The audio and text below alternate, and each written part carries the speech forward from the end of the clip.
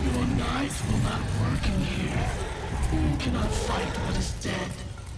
Let your insolence be your suffering.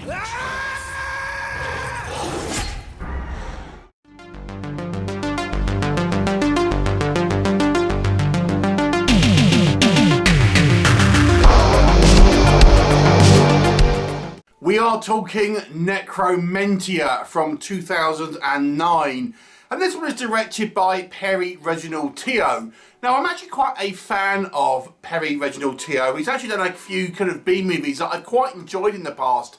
And I was talking to someone about a movie that he'd done previously, Ghost Hunters, and it made me think, maybe there's a movie also that I have yet to watch of his that I can review, and this is it.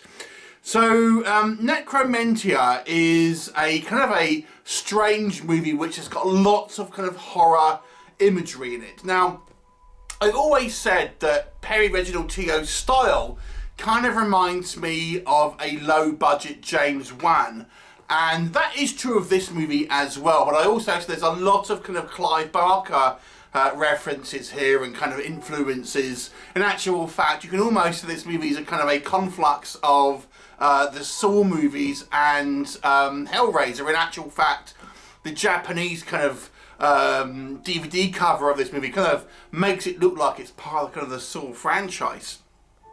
Anyway, it's kind of an anthology in a way, but it has these three kind of characters in this movie that have a interconnected stories, and they kind of, it takes turns in kind of giving you each of their sort of their kind of backstory, so to speak, and kind of how it kind of all relates to the kind of the wider picture. First of all, and probably the kind of the least developed, is a character called Hagen. Is a guy who seems to have lost his lover, and he is trying to bring her back from the dead. And he's using a variety of means to kind of do that, but he's also sort of been doing naughty things with the corpses and things like that.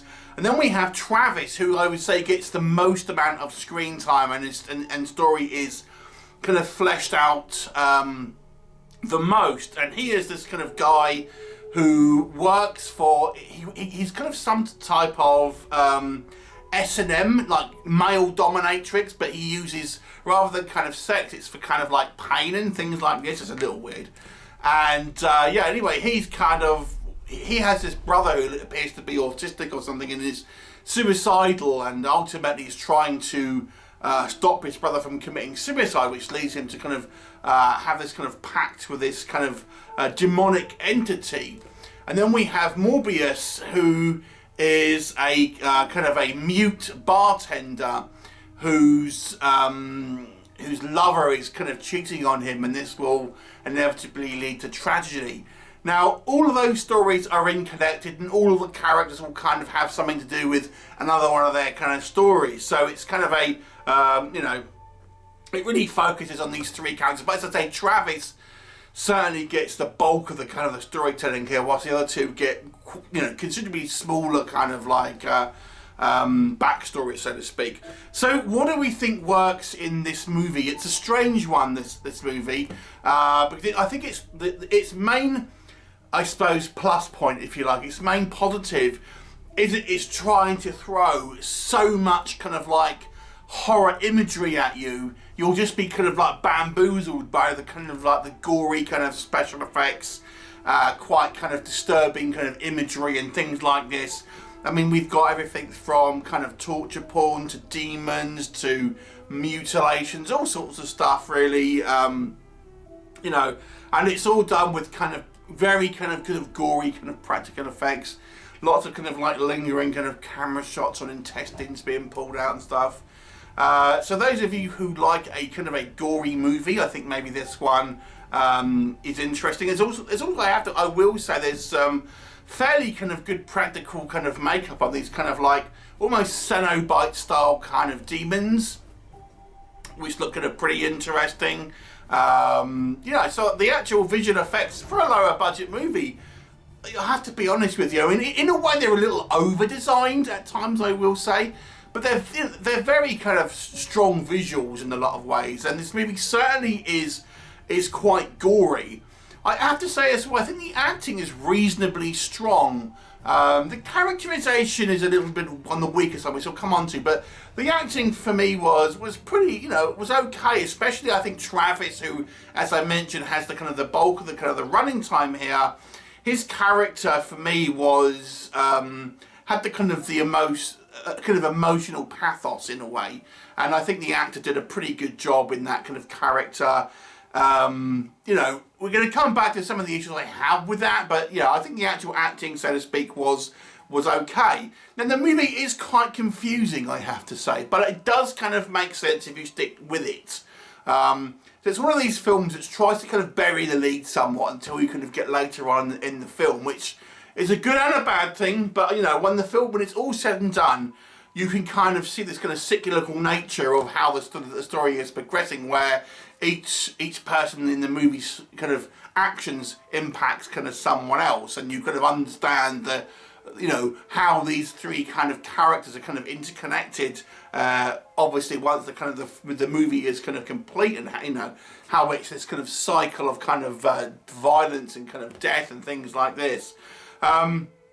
And the movie certainly isn't lacking in production design. There's kind of lots of kind of props and things. Again, maybe a little bit too much, maybe it's a little bit over stylized, but certainly if you like very overt kind of horror imagery with kind of lots kind of going on screen, and it does still have this kind of this lower budget B-movie style kind of James Wan feel to it in regards to some of the kind of the directorial choices made by Perry Reginald Teo here, and you know, this is an earlier film of his.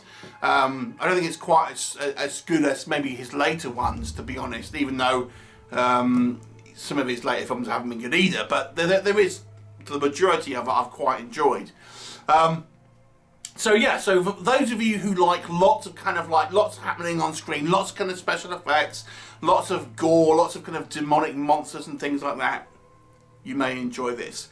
Now let's flip to what doesn't work, because as much as I appreciate the visuals of this one, I think the story is very kind of convoluted and muddled.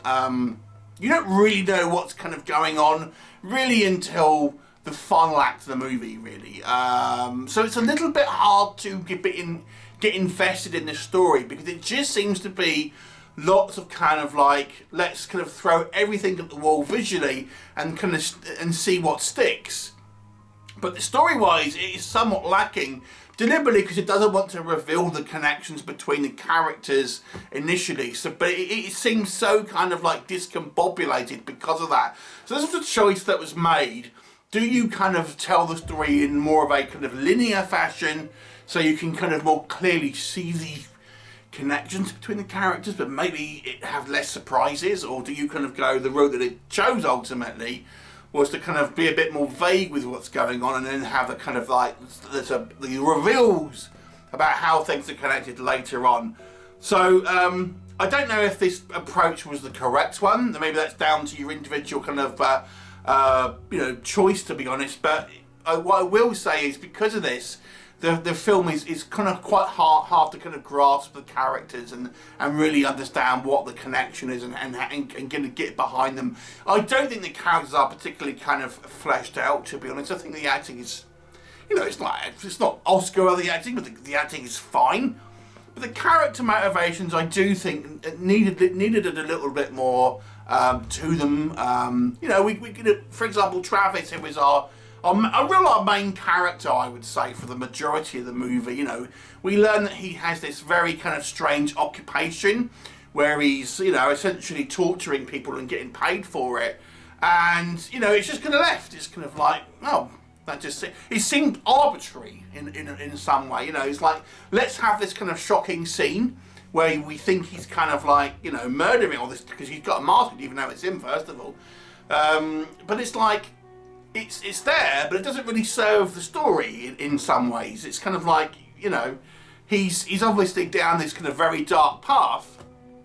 But again, you're kind of thinking, you know, you wanted to know a little bit more about that and things like this. And Hagen, who I think it's probably the least amount of screen time, again feels woefully kind of underdeveloped.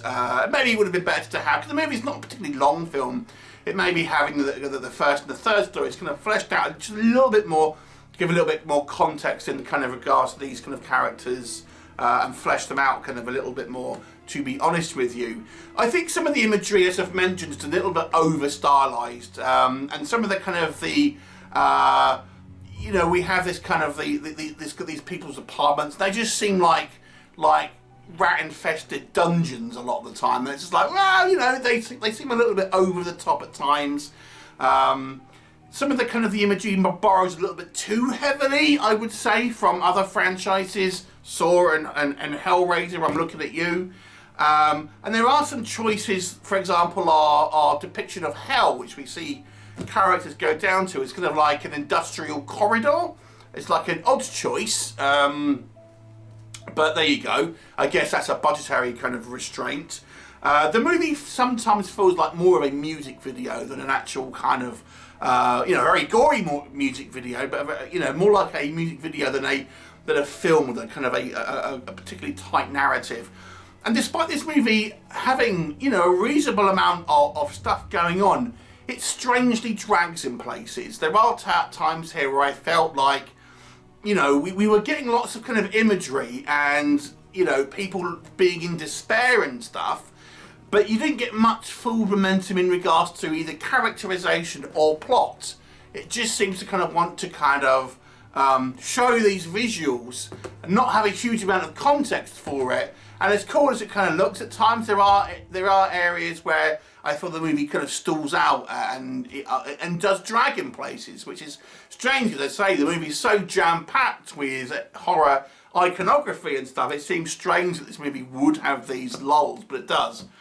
Overall, it's a strange movie. It's certainly one if you are into more of a gory kind of Hellraiser-y sort of style movie, but it does not have the panache in regard to the kind of the storytelling. It really lacks in any sense of atmosphere or dread. It's just going for kind of like a visual shock more than anything. And although I think the actual kind of how these characters connected is actually quite interesting, when you get to it, it does take a little while to kind of really piece the things together. And I think maybe it would have benefited from having a bit more of a linear kind of storytelling technique, which I think would have easily, you know, connected these people a little bit more. Overall, it ends up being somewhat of an average movie. Visually very interesting. I still do like the director quite a bit, but story-wise, this one is lacking, I would say. So it's a 5 out of 10. Have you seen it? What did you think of it? Leave me a comment and I'll look forward to seeing you next time. Bye for now.